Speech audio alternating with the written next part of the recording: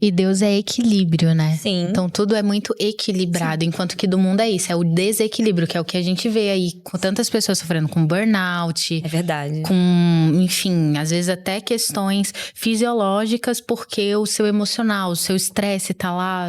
Eu vejo muita gente falando, tenham filhos, né? Filhos são bênçãos do Senhor. Realmente, tenha filhos, porque pra mim é o principal instrumento que Deus tem, que Deus usa pra forjar o nosso caráter. Sim. Né? Pra fazer com que a gente cresça, evolua, pra que a gente deixe de ser egoísta, porque quando a gente tem filho, a gente percebe o quanto nós somos egoístas. A gente percebe o quanto a gente está distante de Deus, ou o quanto a gente pode se distanciar por qualquer coisa. Mas não é simplesmente tenha filhos. Você percebeu essa aproximação de Deus quando Léo nasceu? Eu vi a necessidade de me aproximar. Não é uma coisa assim que, se você se aproxima de Deus, você tem resultados melhores. Não. Se você não se aproxima de Deus, você enlouquece. Eu percebi isso quando a Alice nasceu. O quanto que eu me aproximei de Deus, porque eu precisava do meu pai. Uhum. É engraçado, você vira mãe, mas eu acho que nunca tanto na minha vida eu precisei ser filha. Uhum. Do que quando eu me tornei mãe. Você precisa ser acolhida. Exatamente. E esse acolhimento você pode até receber, e aí eu acho que entra um pouco no que você falou sobre a saúde mental, sobre questões até, enfim, emocionais, né, da pessoa de um modo geral. Eu vejo que por mais que pessoas possam te ajudar, e você tenha rede de apoio, como eu tive a Rose, por mais que você tenha pessoas para te acolher, a sua alma só tem um que realmente pode cuidar dela. A dor da alma, ninguém consegue acessar. Tem um que pode chegar lá no teu interior e naquela bagunça emocional e física e cansaço e esgotamento e hormonal e toda aquela bagunça que você é no puerpério. Efetivamente, só tem um que pode consertar tudo. Sim. Tudo, porque Deus, ele é tudo, ele é completo. Ele consegue alcançar qualquer âmbito que você esteja precisando naquele momento. Ele consegue sanar qualquer ferida que você esteja. Feridas que às vezes a gente nem sabia que tinha. E eu acho que o puerpério, ele nos confronta muito com feridas que a gente não sabia que tinha. Eu tinha feridas abertas que eu não sabia que existiam até eu vivenciar um puerpério. Uhum. E eu me vi aquelas dores jogadas na minha cara e eu falei, eu nem sabia que eu tinha isso. Eu nem sabia. Então, quando eu vi aquilo ali, eu fui para os pais do meu pai. Eu falei, eu preciso de um pai. Deus é a melhor rede de apoio. É verdade. Que uma mãe pode ter nessa vida. É a primeira rede de apoio. É a primeira. É a primeira. Se não tiver É a rede de apoio que cuida da mãe. Exatamente. Né? Você estava falando sobre... No início, sobre os bebês, como as mães se sentem, né? O quanto elas precisam de cuidado. A verdade é que, na maioria dos casos, o bebê tá bem. O bebê tá tudo sob controle pro bebê. Principalmente porque, como a criança nasce, ela dorme. Sim. Ela só dorme. E aí a mãe durante faz o quê? tempo. Acorda. Vai lá, deixa eu ver se tá respirando. Eu cuidar. É obsessão pra saber se tá respirando. Deixa eu ver se tá... Rose, nessa posição tá respirando, eu tá. E nessa daqui também está. É. Né? Mas eu falo assim, e você, já bebeu água? Sim. Respira você. Já comeu? Aproveita que ele tá dormindo e vai dormir. E a gente não... Eu não acho que a mãe, ela aproveita tanto assim quando ela tem a oportunidade. Não aproveita. Por isso que eu falo assim pra mãe, quando eu sou a rede de apoio que ela está. E às vezes fala assim, Rose, a rede de apoio precisa ser uma profissional como você? Não. A rede de apoio, o que a rede de apoio precisa? Falar a mesma linguagem que a mãe. Uhum. Ouvir o que a mãe quer. E às vezes fala assim, Rose, a minha rede de apoio, por exemplo, minha rede de apoio não sabe dar banho no meu bebê, mas ela pode estar fazendo uma comidinha pra você. Ela pode falar assim, vai lá dormir, se acordar eu te chamo. Olha, eu trouxe um pãozinho quentinho. Se olha, você tem o mais velho, fica com o seu filho. Fica com o mais velho. Então, eu falo que às vezes eu chego nas casas, as mães vão me entender. O que a Rose fala? Tô chegando pra apagar um incêndio. Às vezes colocar uma loucinha lá no lugar. Sim, verdade. Fazer um ovinho mexido. Você comeu? Não, Rose. Então, peraí que eu vou fazer um ovinho mexido pra você. Quantas das vezes eu fiz isso e faço? Se for preciso, eu faço. Eu falo pra mãe, olha só, eu tô aqui pra te ajudar. Às vezes a rede de apoio precisa ser grande, tem 10 pessoas que é a minha rede de apoio, não, às vezes é o pai. Hoje a linguagem é que o pai não é rede de apoio. O pai é aquele que compartilha com a mãe porque viver a maternidade junto com a mãe, né? E aí eu falo assim, tá, o pai ele pode ter essa consciência que ele não é rede de apoio, mas também, se ele pensar, ele fala assim, será que eu compartilhando essa maternidade, que é a paternidade, eu tô compartilhando do jeitinho que tem que ser? Ou eu só tô sendo aquele papel de pai que a sociedade me estipula que eu tenho que ser o provedor? Não. Quantas das vezes eu falei assim pra mamãe, olha só, você amamentou, deixa ele colocar pra rotar arroz, mas ele não sabe. Eu falei, você já deixou? E aí depois você vai reclamar, né? A gente como mãe vai reclamar que não tem ninguém pra ajudar. Ou então que ele não sabe fazer nada. Se passou um ano, o pai ainda não sabe o jeitinho que a criança quer. Mas você deixou?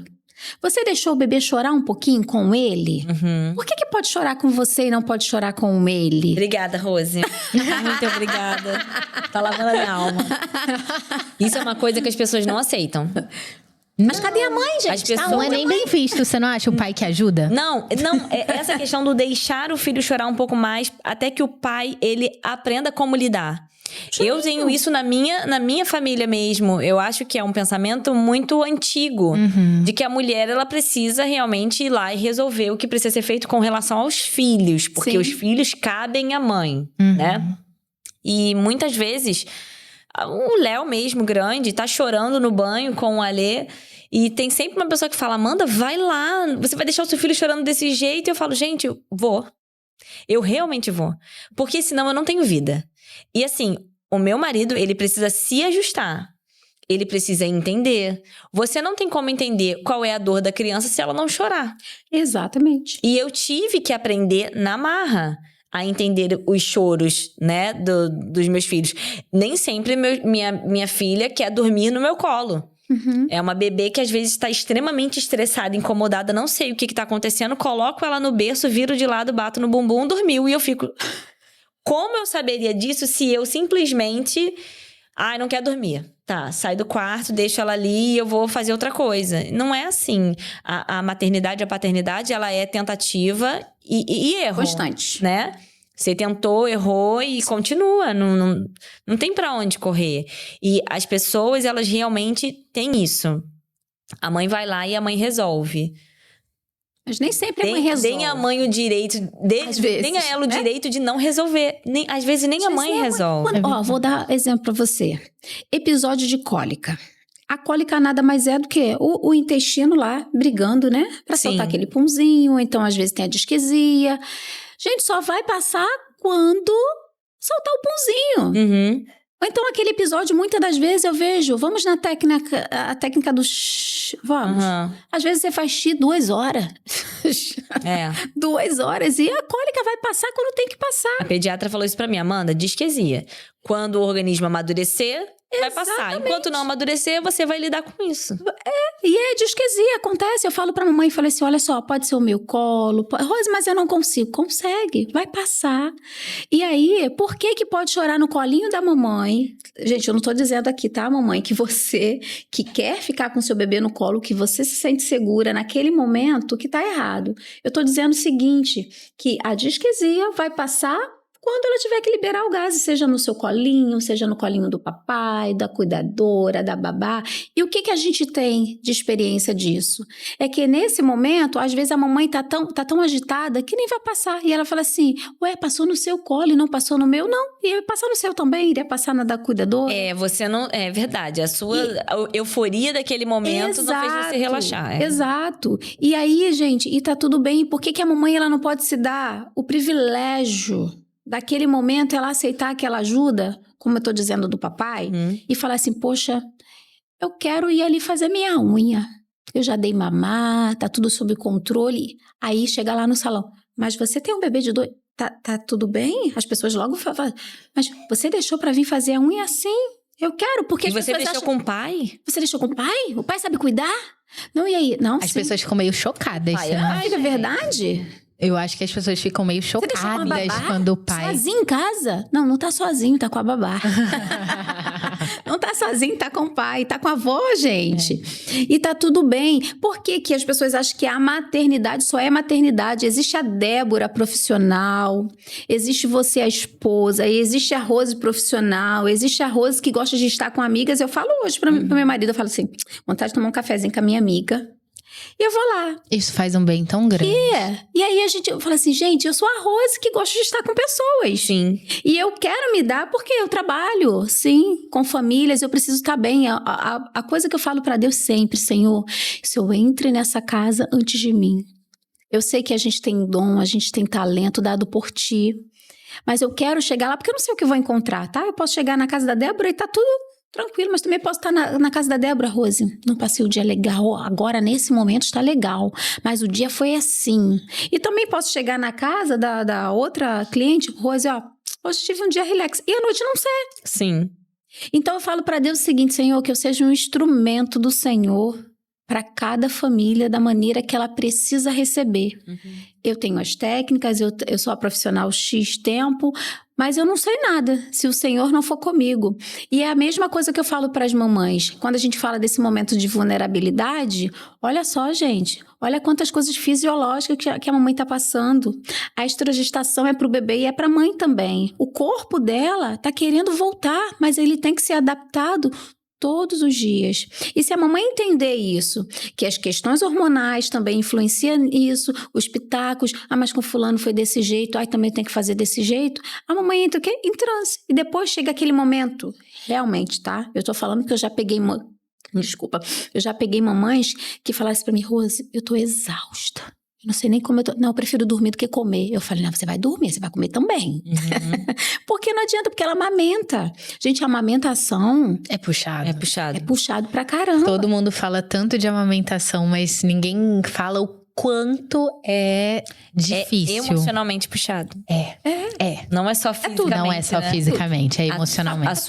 Na verdade, eu acho que toda a maternidade, ela mexe muito com a sua mente. Exatamente. Né? Não é só o cansaço. Tem dias que eu falo pro meu marido, o cansaço físico, ok, mas a mente... É verdade. Porque é 2 filhos pequenos, no meu caso, né? Pequenos. Não tem fim o dia.